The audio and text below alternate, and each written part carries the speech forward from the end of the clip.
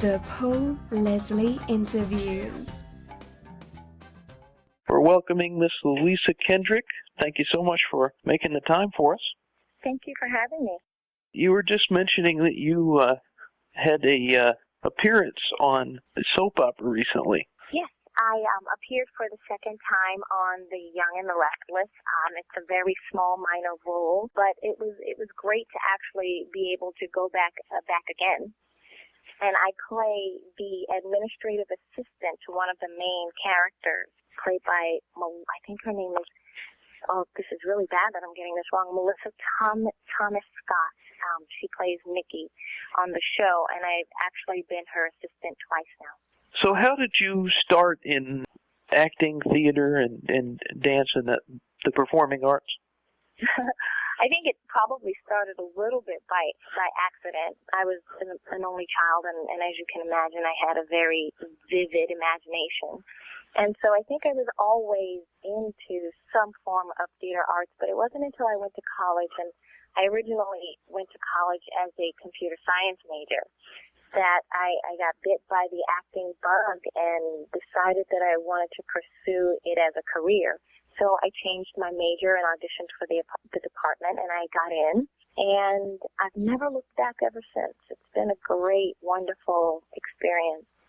So where were you born? I was born in the Bronx, New York. I know it doesn't sound like I was, but I am a native New Yorker. Ah.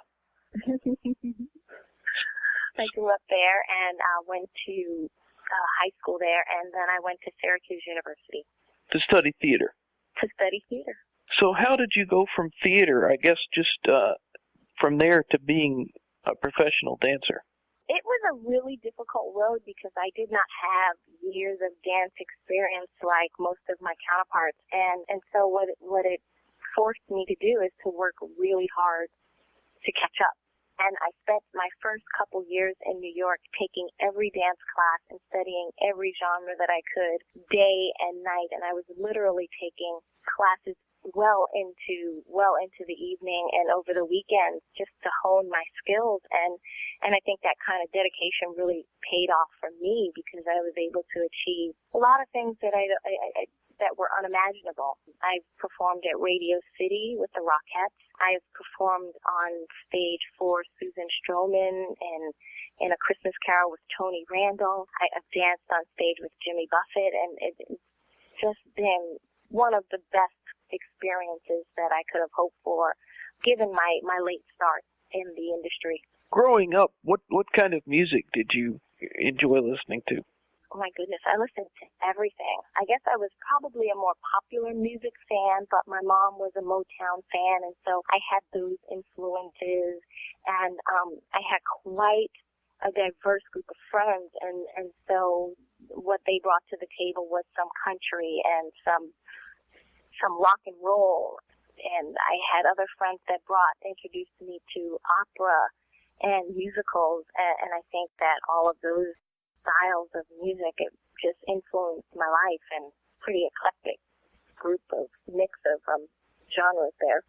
And what kind of music do you listen to mostly now?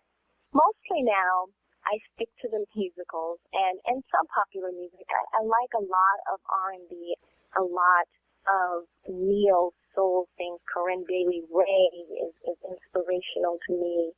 I like a lot of music that's a mixture of a couple of different kinds of music. Like if you could throw in a little rap with rock, or an R&B sound, or a gospel sound on a country song.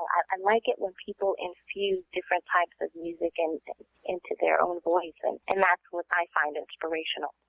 So you were mentioning that you danced on stage with the Coral Reefer Band, Jimmy Buffett and the Coral Reefer Band. I did. How did you get hooked up with Jimmy Buffett and his crew?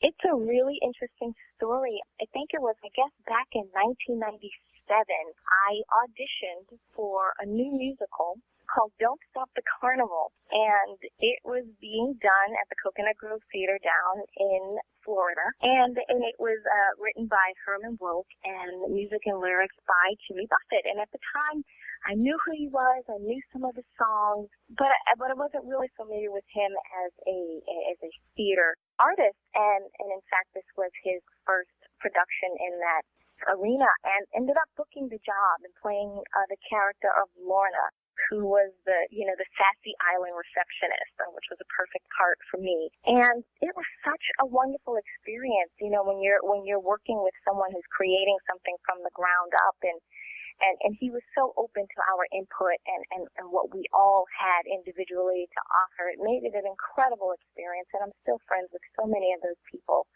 to this day. And once we were done, Jimmy asked a couple of us, he said, would you like to come on tour? And some of us performed with him. We just came out and did a number at Madison Square Garden once after that. And it wasn't really my thing, rock and roll. I think I just didn't know what the possibilities were. I was pretty much on the Broadway track.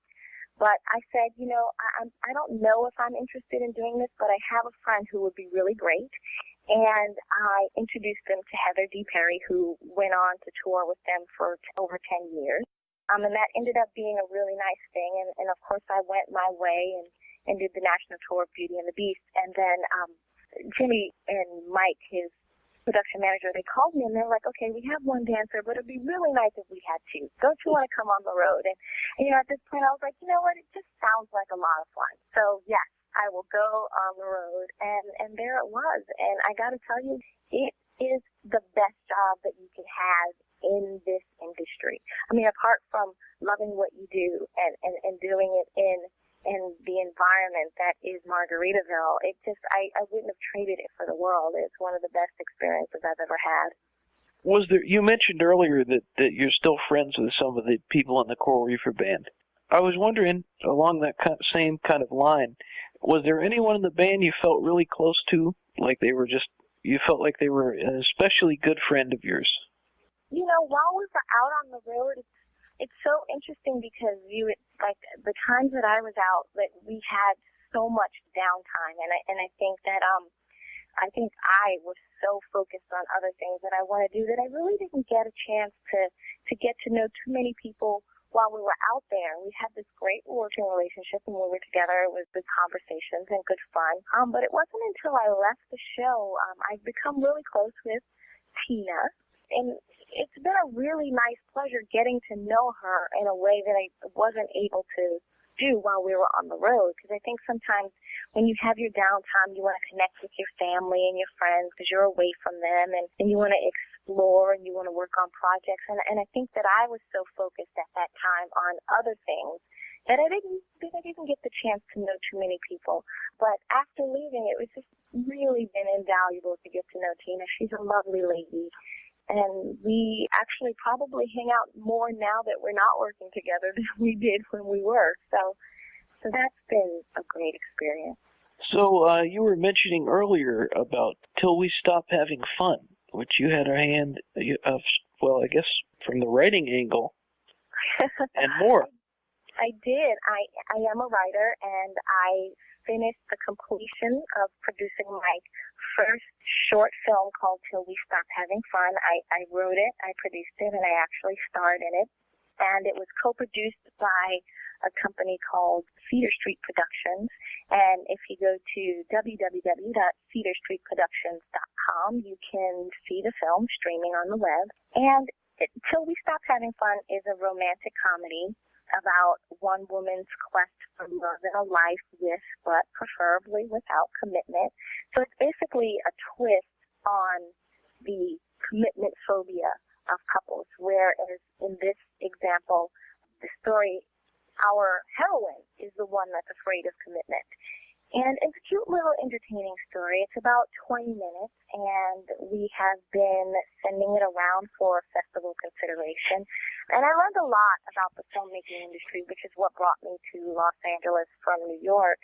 And I'm really excited about the project, and I'm really proud of it. I got to work with a really group of talented people whom, upon reading the script, just opened up their whole creative outlets to me and have just made this project such a wonderful piece of work. I'm really, really proud of it, and hopefully we'll get into a few festivals and people can see it across the country. So with all these things that you've been involved in, from acting, theater, dancing, writing, seems like it's been a very full life for you. Is there anything in the future, or that maybe you're working on now, that you're excited about, or that you just maybe right now is just a dream and you're just thinking, I'm interested in getting involved in? Yeah, I think I'm just interested in seeing how far all of these things can take me. Right now, I'm looking to direct, and so what I would really like is to direct one of the properties that I've written. I've written television pilots. I have a couple of stage plays and a couple of stage musicals that I've written, and I've also written a couple of other feature-length films. And I think I'm looking to just see how far the road of writing and directing can take me, and producing, of course, because, you know, having a hand in the creative side, the other side of producing a product is so stimulating, has been to me, and I never thought that anything other than acting would be able to do that. And so I think that if I could just continue to act and continue to learn as much as I can about television production, writing for television and film, I think that would just be the icing on the cake. I feel like I am already so blessed that I've been able to sing and dance and make a living doing it. I'm just really happy with all of the things that I've accomplished, and I look forward to greater success, I guess, maybe commercial success. I don't know. I don't think we do it for that if you're an artist. I'm definitely excited about getting my projects out there and seeing what the world has to offer. I have one more question.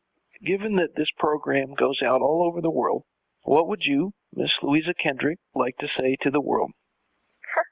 Oh my goodness. Gosh, I don't know. I mean, I guess one of the biggest things that I'm trying to do in my life is just to be extraordinary, to be the best you, and to trust in your dreams and your abilities, and know that, you know, if you put that energy out there and you work really hard for something, the good comes back to you. So I guess I'd say to people, be your extraordinary self. Very well spoken. Thank you. Well, thank you so much for your time, and congratulations on all your successes. Thank you so much. And I know they'll continue. Thank you.